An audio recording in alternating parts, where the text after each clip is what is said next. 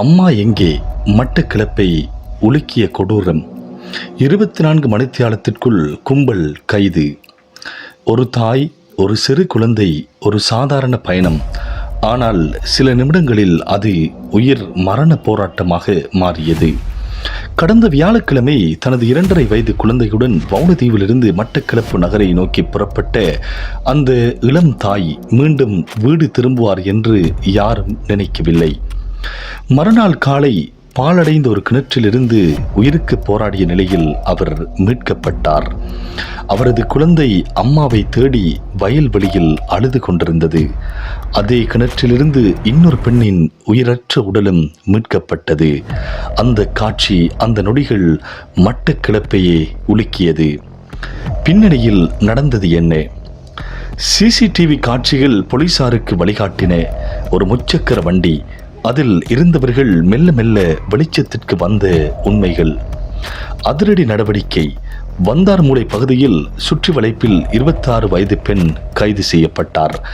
அவரது கணவர் 34 வயது மற்றும் தம்பி 22 வயது வவுனதீவில் கைது செய்யப்பட்டனர். குற்றத்தில் பயன்படுத்திய ஆட்டோவும் மீட்கப்பட்டது. கொடூரத்தின் கதை. பணமில்லையா? 100 ரூபாய் கொடுத்தால் போதும் என்று நம்ப வைத்தார்கள். பின்னர் மயக்க மருந்து கலந்த பானம், மயக்கம். அதற்குள் கழுத்தில் இருந்த தங்க நகைகள் பறிக்கப்பட்டன. குழந்தை கொடூரமாக வயல்வெளியில் தூக்கி எறியப்பட்டது. மயக்கத்தில் இருந்த தாய் பாழடைந்த கிணற்றில் தூக்கி வீசப்பட்டார்.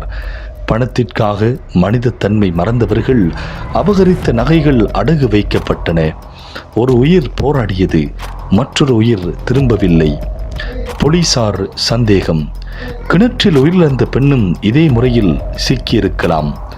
நீதியின் வேகம். இந்த கொடூரத்தை செய்தவர்கள் 24 மணித்தியாலத்திற்குள் கைது செய்யப்பட்டனர். ஆனால் அந்த குழந்தையின் மனதில் பதிந்த பயம், அந்த தாயின் நினைவில் பதிந்த இருள், அதை யார் அழிப்பது? மனிதம் எங்கே போயிற்று என்ற கேள்வியை எழுப்பும் இந்த சம்பவம் சமூகத்தையே சிந்திக்க வைக்கிறது. நேரம் ஓடிக்கொண்டிருந்தது. மக்களின் கேள்வி ஒன்றுதான்: யார் இந்த கொடூரம் செய்தவர்கள்?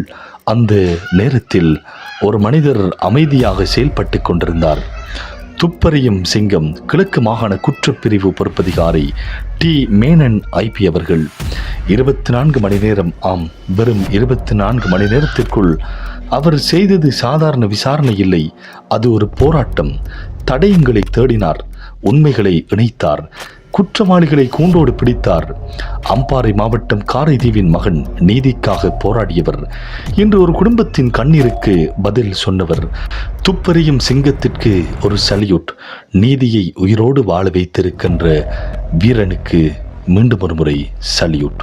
மட்டக்களப்பில் நீதிமன்ற களம். கைது செய்யப்பட்ட சந்தேக நபர்களின் விசாரணை நேற்று 23 மாலை நீதவான் நீதிமன்றத்திற்கு அழைக்கப்பட்டனர். நீதவான் அண்ணாதுரை தர்சினியின் உத்தியோகபூர்வ இல்லத்தில் போலீசார் முன்னிலைப்படுத்தியிருந்தனர். நீதிமன்றம் முக்கிய சந்தேக நபர்கள் 3 எதிர்வரும் 4 நாட்களுக்கு போலீஸ் காவலில் வைத்து விசாரணை செய்ய அனுமதி வழங்கியது. மேலும் கொள்ளையடிக்கப்பட்ட நகைகளை கொள்வனவு செய்ததாக கருதப்படும் 2 சந்தேக நபர்களை 27ஆம் தேதி வரை விளக்கமறியலில் வைக்க உத்தரவு பிறப்பிக்கப்பட்டது. மேலதிக விசாரணை அறிக்கை மற்றும் வழக்கு விசாரணைகள் எதிர்வரும் 27ஆம் தேதி மீண்டும் நீதிமன்றத்தில் எடுத்துக் கொள்ளப்படவுள்ளமை குறிப்பிடத்தக்கது. நம்பகமான செய்திகளை உடனுக்குடன் தெரிந்து கொள்ள ஸ்பாட் நியூஸ் 24 முகநூல் பக்கத்தை பார்வையிடுங்கள். அதுபோல எமது www.spotnews.lk இணையதள பக்கத்தில் முழுமையான செய்திகளையும் பார்வையிடலாம். உண்மையான செய்திகளுக்கு ஸ்பாட் நியூஸ் 24.